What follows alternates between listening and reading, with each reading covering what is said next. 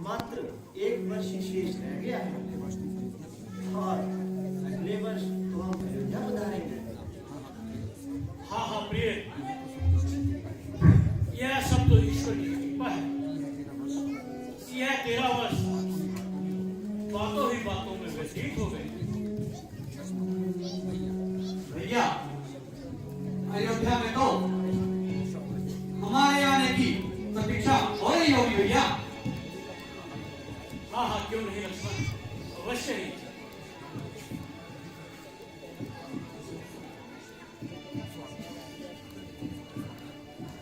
स्वामी, वह देखिए स्वामी, कितना सुंदर और सलोना मृग विचर रहा है। ऐसा हमने आज तक कभी नहीं देखा। भैंस है का? अरे ये मृग है, ये मृग की आवाज है। तो उसी की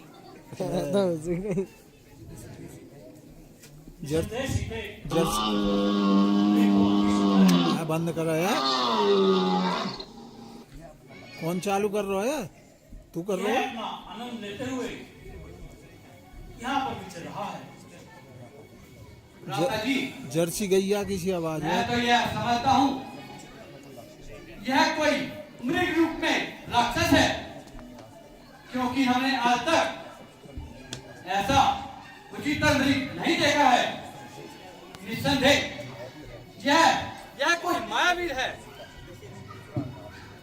रामनाथ, ये मृग तो अति सुंदर है और इसने मेरे मन को भर लिया है। आप कृपा करके इसे पकड़ लाइए, ये हम सभी का मन बहलाएगा। सीधे इस मृग को पकड़ने की भला क्या आवश्यकता है? यह तो हमारे समक्ष ही विचर रहा है। नहीं नहीं स्वामी, जब हमारे वनवास की अवधि समाप्त हो जाएगी तो हम इस मृग को अपने साथ अयोध्या ले जाएंगे। और आप प्रभु, यदि ये जीते जी ना पकड़ा जाए तो देखिए स्वामी, इसकी खाल ही कितनी सुंदर है। देखो लक्ष्मण, सीता के मन में हरी जा इस मृग को पाने की बहु इच्छा जाग उठी है। यदि ये राक्षसी माया भी है तब भी मुझे इसका वध करना होगा। और यह मृग आज मेरे हाथों जीवित नहीं जा पाएगा। लक्ष्मण, तुम आश्रम में रहकर यहाँ पर सावधानी से रहना और सावधान तब तक रहना जब तक कि मैं इस मृग को मारकर वापस नहीं लौटूं। ठीक है सीते, मैं अभी जाता हूँ। जो आ गया भैया। ठीक है स्वामी।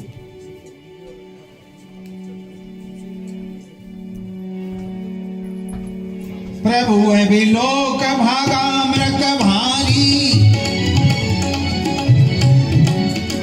प्रभु विलोक भागा मृग भारी।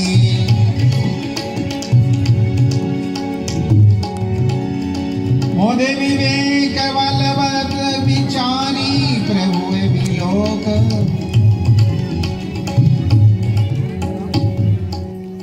भगवान को काफी दूर ले जाता है भागता हुआ, और भगवान जब उसमें बाण मारते हैं तो लक्ष्मण का नाम लेते हुए वो प्राणों को छोड़ता है। भ्राता लक्ष्मण, भ्राता लक्ष्मण, भ्राता बचाओ।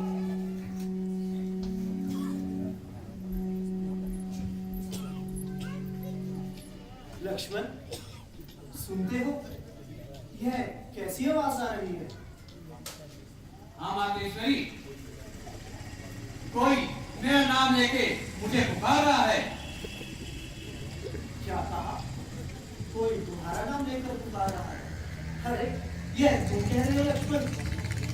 क्या तुम अपने भैया की आवाज को नहीं पहचानते? अरे, मैंने का वह शब्द सुना है जिसे सुन करके मैं घबरा उठी हूँ।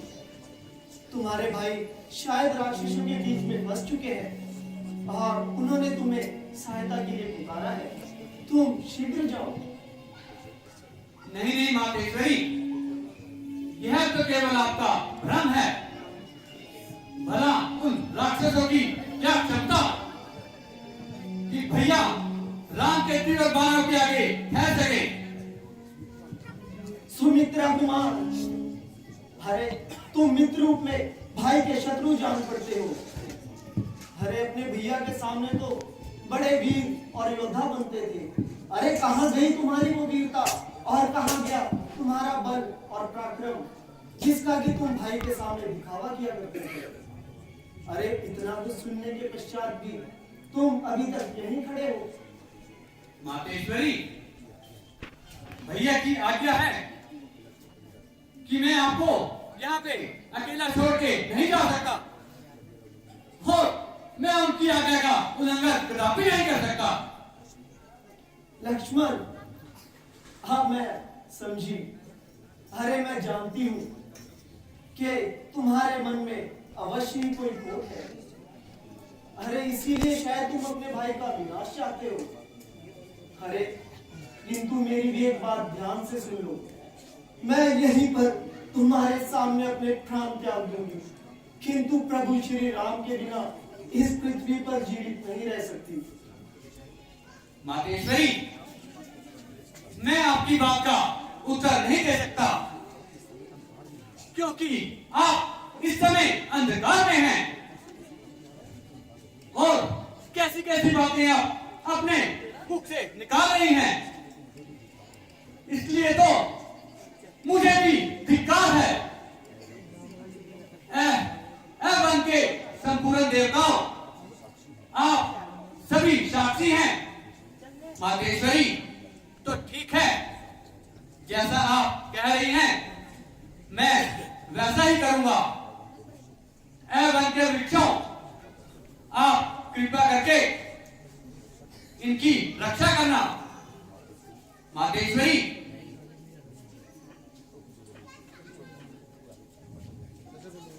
मातेश्वरी, मैं ये लक्ष्मण रेखा खींच के जा रहा हूं।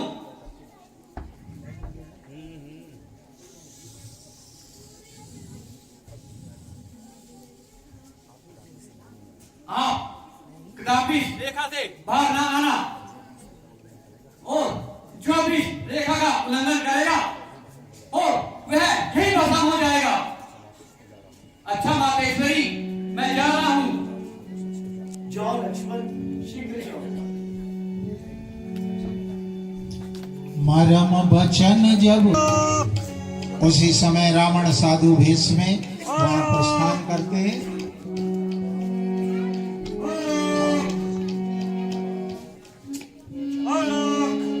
याद करोगे, याद करोगे हम परदेसी फकीर, याद करोगे हम परदेसी फकीर, याद करोगे, याद करोगे हम परदेसी फकीर। बहता पानी रमता जोगी, बहता पानी रमता जोगी, बांध ना सके जंजीर, याद करोगे, याद कर देसी फकीर।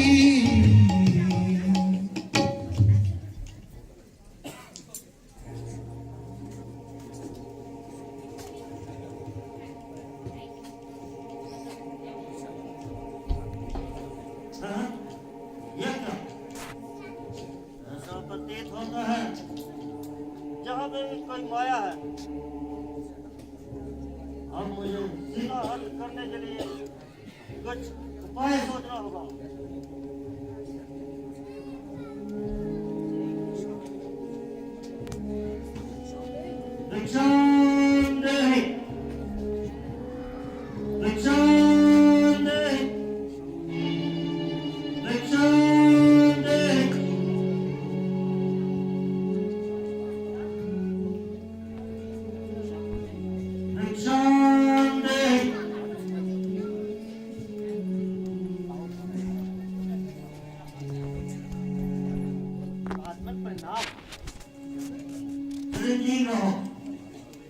महात्मा, आप कौन हैं? और यहाँ किसके दर्शन लिए? इन बड़ों में गुजरते हुए बहुत समय हो गया और भूख से मन व्याकुल हो जा रहा है। अगर कुछ भिक्षा मिल जाती। अहो भाग्य हमारे। महात्मा, आप यही विश्राम कीजिए। कुछ कर्मूल उपस्थित है, मैं अभी आती हूँ। जाओ देवी, ले आओ।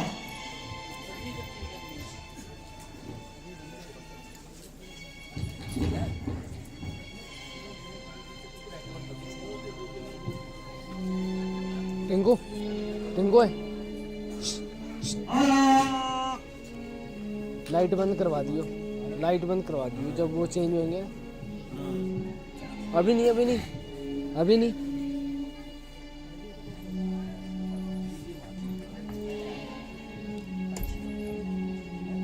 लीजिए महात्मा, दीक्षा ग्रहण कीजिए। ले आओ देवी, यहीं पर ले आओ। महात्मा, ये भिक्षा आपको यहीं पर ही आकर लेनी होगी, क्योंकि मैं इस सीमा रेखा से बाहर नहीं आ सकती। इसका अर्थ तो यह हुआ कि तुम मेरा तिरस्कार कर रही हो। हम बंदी हुई भिक्षा नहीं लेते। महात्मा, मेरा अर्थ ये नहीं है और मैं आपका तिरस्कार नहीं कर रही। ये सीमा रेखा मेरे देवर लक्ष्मण की आन है और मैं इसका उल्लंघन कदापि नहीं कर सकती। तो ठीक है देवी,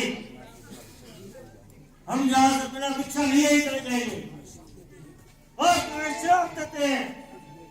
नहीं नहीं महात्मा, हे ब्राह्मण देव, यदि आप यहाँ से भूखे चले गए तो मेरे स्वामी भी बहुत क्रोधित होंगे। रुकिए महात्मा, मैं ये भिक्षा आपके लिए वही लाती हूँ। ले आओ देवी, यहाँ लेके आओ। लीजिए महात्मा, भिक्षा ग्रहण कीजिए। देवी, अब भिक्षा तो मैं बाद में लूंगा। पहले ये बोलो कि तुम कौन हो और इस भयानक वन में क्या कर रही हो? महात्मा, मैं मिथिला नरेश महात्मा जनक की पुत्री हूँ और प्रभु श्री रामचंद्र जी की पत्नी हूँ। मेरा नाम सीता है। मेरे पति अपने पिता की आज्ञा पाकर 14 वर्षों के लिए इन वनों में आए हैं और प्रभु श्री राम के छोटे भाई लक्ष्मण भी हमारे साथ आए हैं। हमें आप जैसे महात्माओं के दर्शन करते और इन वनों में विचरते हुए 13 वर्ष व्यतीत हो चुके हैं। देवी, मैंने तुम्हारे जैसे नारी तीनों लोक में नहीं देखी। तुम रूपवती हो, सुंदर हो, तुम्हें तो महलों में रहना चाहिए। तुम इस वनों में रहने योग्य नहीं हो। है महात्मन, अरे आपके मुख से ऐसे अपशब्द शोभा नहीं देते। अरे महात्मा होकर आप ऐसे विचार रखते हैं। मुझे तो ये संदेह है कि आप महात्मा भी नहीं है। कहो कौन हो तुम? ठीक पहचाना सीते। लाइट बंद करा यार। साधु, नाम है सन्यासी, मैं हूँ लंका पति लंकेश।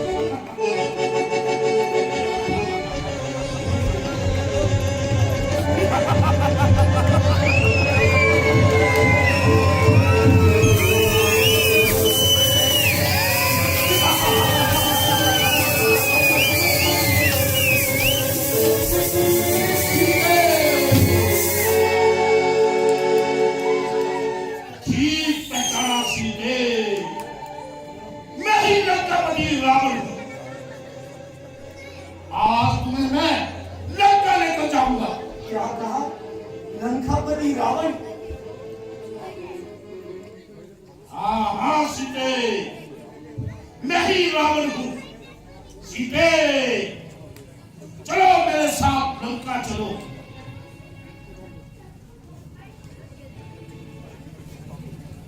है पापी, अरे तेरी इतनी क्षमता और राक्षसों के राजा कि तू प्रभु श्री राम की पत्नी का हरण करने आया है, जो कि इंद्र के समान तुल्य है, और मैं तन मन से उन्हीं की अनुरागिनी हूँ।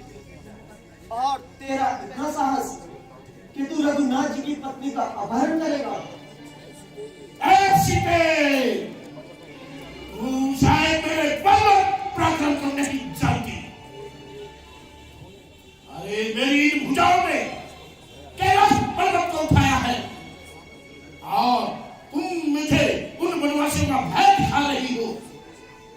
सीते, अब भी कह रहा हूं, मेरे साथ चल, मैं तुझे पटरानी बनाऊंगा और महलों का सुख भोगोगी। इन बड़ों में रहकर क्यों खाक छानना चाहती हो? हट जा पापी, नहीं तो जलकर यहीं राख हो जाएगा। सीते, अब तुझे मुझसे कोई नहीं बचा सकता। सीते,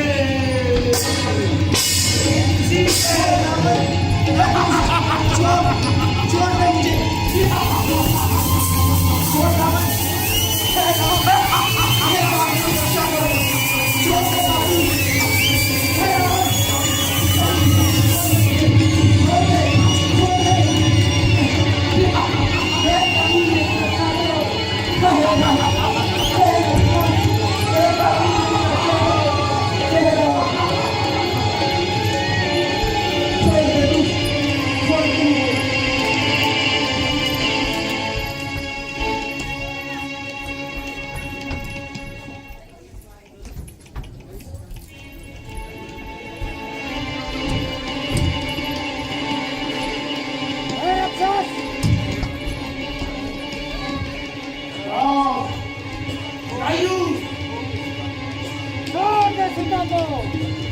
मेरे रास्ते से कायू, ऐसा ना हो तू मेरे हाथों से मारा जाए।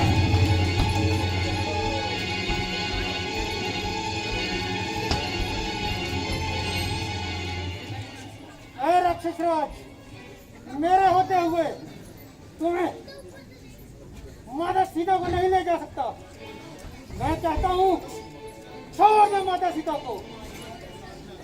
कायू, हट जाओ मेरे रास्ते से। लेकिन ऐसा ना हो मेरे हाथों तेरी मृत्यु हो जाए। ठीक है लंकेश्वर, माता सीता की रक्षा करते करते यदि मेरे प्राण भी चले गए तो मुझे कोई दुख नहीं होगा। ठीक है कायू, अगर तेरी मरने की इच्छा है तो आजा।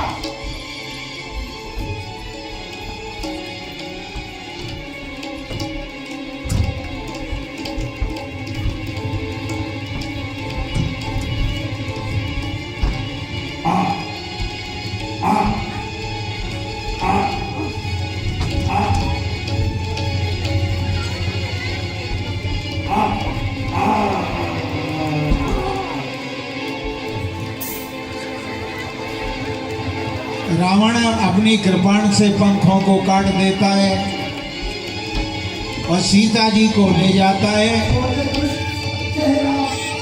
लक्ष्मण मेरी रक्षा करो। और ऋषिमुख पर्वत पर बानर बैठे हुए थे।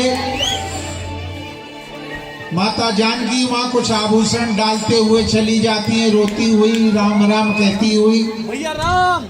और लंका में जाकर के अशोक वाटिका के अशोक वृक्ष के नीचे सीता जी को बिठा दिया जाता है। लक्ष्मण, तुम भला यहाँ क्या कर रहे हो? भैया